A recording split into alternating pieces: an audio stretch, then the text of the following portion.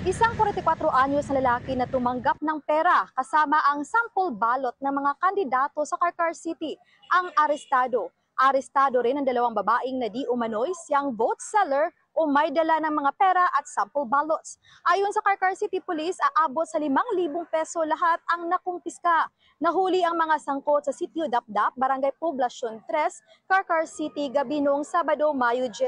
At kahit na holiday ngayong araw, isinampa ang kasong violation of COMELEC Resolution 11104 o vote buying at vote selling. Bunsod dito, mas pinaigting ng pulisya ang monitoring sa mga paralan sa Carcar City para hindi maulit ang insidente. Mula rito sa Cebu Province, ako si Femery Dumabok ng GMA Integrated News. Dapat totoo, Election 2025. Femery, linawin lang natin kung paano nalaman ng Carcar Police na nagkaroon nga ng vote buying at vote selling dito sa pagitan ng tatlong arestado. Yes, Pia, nakatanggap ng report galing sa isang concerned citizen ang ating kapulisan ng Carcar City. Kaya nagsagawa agad sila ng operation laban sa 3 katao dyan sa lugar sa Sitio Dapdap sa Barangay Poblacion 3 sa Carcar City noong Sabado ng gabi. At naaktuhan nila ang pagbibigay umano ng 500 piso at saka sample ballot. Kaya nahuli din ng iba pang sample ballots, kasama na rin ang sinasabing vote money na tag 500 piso. Tia? Pero Femery, itong tatlong arestado, wala naman silang ibang nabanggit na may nakuha bang iba pang impormasyon ang mga pulis mula sa kanila tungkol sa iba pang posibleng kaso ng vote buying at vote selling? Tia, wala naman. Yes, Pia? Oho. Femery, tatanungin ko lang kung baka naman may nakuhang iba pang impormasyon ang mga pulis doon sa tatlong arestado na baka may iba pang mga kaso ng vote buying o kaya vote selling.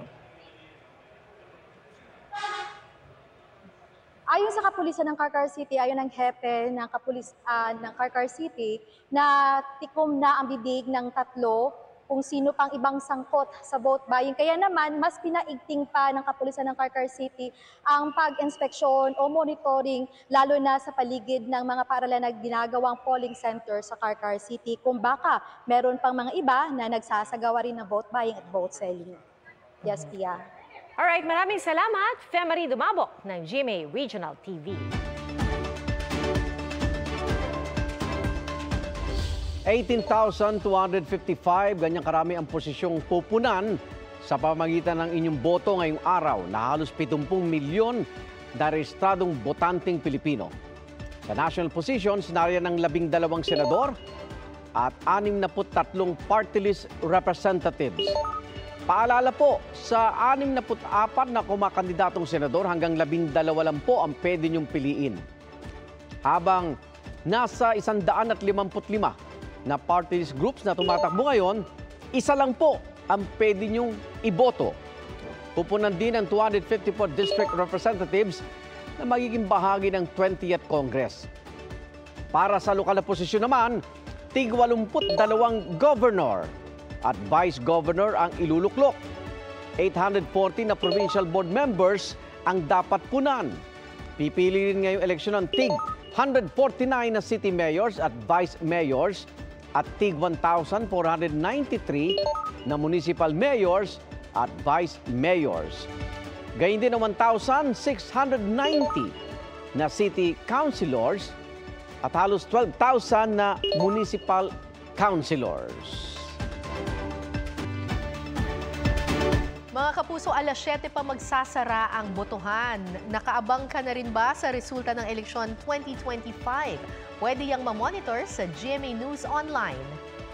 Makikita sa eleksyon2025.ph ang partial and unofficial na resulta ng botohan.